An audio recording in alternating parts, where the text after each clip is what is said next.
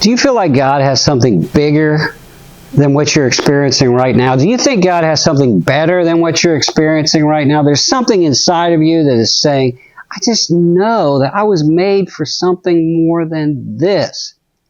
Well, that's the story of Joseph. Joseph, as a young man, was called by God to become a great leader. But he had so many strikes against him. It's amazing. He was a Hebrew. There were only a few Hebrews in the whole world. The world was dominated by Egyptians, not Hebrews. They were nobody. They were nothing. They were shepherds in the middle of nowhere. He was a Hebrew.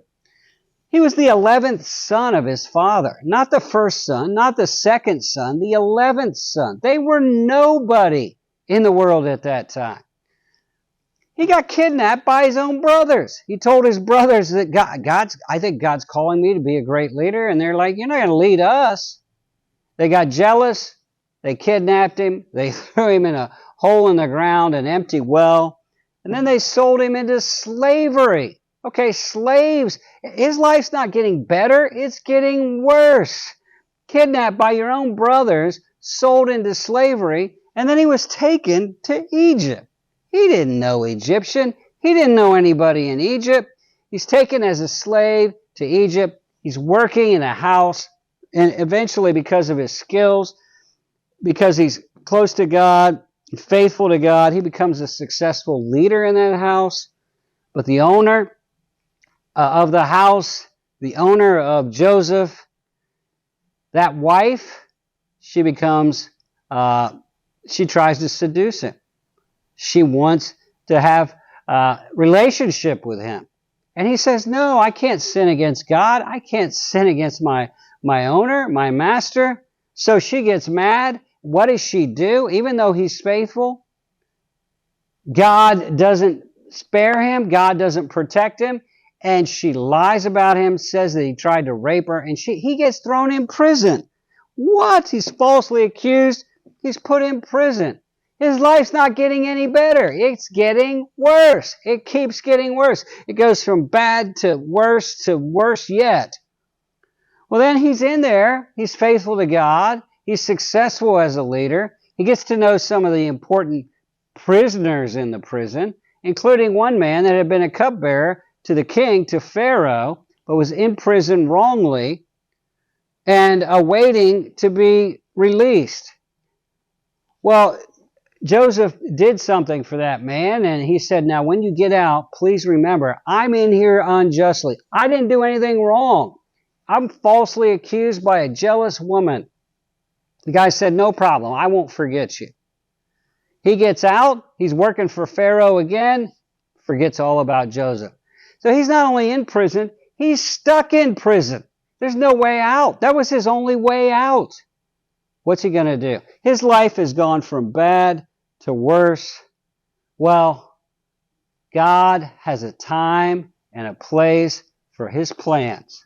Maybe you are in a situation, it seems like, and your job is going from bad to worse. You're doing the right things. You're good at it. You're faithful. You're being faithful to God, and yet it's going from bad to worse. Your ministry, it just seems like you're doing the right things. You're faithful to God, but it's going from bad to worse. Your family, you're doing the right things. You're faithful to God, but it's just going from bad to worse. Hang in there. Don't quit. Joseph stayed faithful to God, and one day, Pharaoh had this dream he couldn't interpret. Nobody could interpret. The cupbearer goes, hey, I know a guy. And he remembered Joseph in prison who could interpret dreams by the grace and power of God. Pharaoh gets Joseph, tells him the dream. Joseph interprets it. And then Joseph gives him a plan. Because it's about regional famine in that area. A plan to store grain for 7 years. And then during the 7 years of famine, they would have 7 years worth of grain to get them through. Pharaoh says, this is the guy. This guy's amazing. He's better than all my other guys. And so in an unbelievable event, this Hebrew 11th son slave, who is a prisoner, forgotten in prison, becomes the prime minister of Egypt. And from that position, he's able to save many lives. The people in Egypt, people from the neighboring nations who came to get grain. Egypt is made wealthy as a result. But not only does he save the lives of the Egyptians, but also his own family, the Hebrew nation, his 10 brothers and their father and their family. Actually, he had another brother that came along after him, 11 brothers. Now, those brothers, when they had to get grain, they came to Joseph, and they were sure, well, he's going to kill us because we kidnapped him and sold him into slavery. He makes an astounding statement.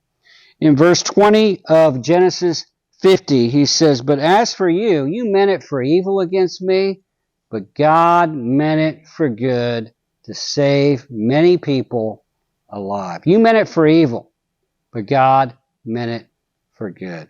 You realize God had a plan in all of this? He could never become the prime minister of Egypt if he hadn't been in Egypt. He could have never had the skills to be a leader in Egypt if he hadn't been a successful leader in his master's house, a big house, lots of other servants, lots of stuff going on. If he hadn't been a successful leader leading much of what was going on in the prison, trusted by the warden.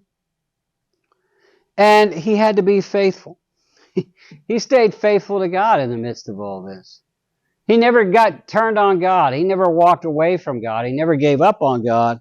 And the cupbearer had to forget him until the right time, right when Pharaoh needed him, the right time, right before the famine, the perfect time. God had all of this in plan. Every piece of this was part of God's plan of preparing him to become a great leader. Maybe you're going through some things and it feels like it's out of control. It doesn't make sense. Trust God's plan because God is perfect. Psalm 75 verse 6 says, promotion ultimately doesn't come from the east or the west or the south. It comes from the Lord. He promotes some and demotes some. He exalts some and demotes some. It ultimately is going to come from God. The promotion of your ministry, the promotion of your business, the promotion of you on your job, the promotion of your family, the elevation of it, it's going to come from God. So stay faithful to God. Keep honing your skills. Keep doing the right thing. And one day, watch and see, God will take everything as evil that's happened to you and turn it all into greater good. That's the God that we serve. I'm Dave Earley. We do this type of teaching every day. I encourage you to follow us on Facebook, subscribe to our YouTube channel, share these videos with your friends and family. We want you to grow and learn as much about God as you can because God has a plan for your life.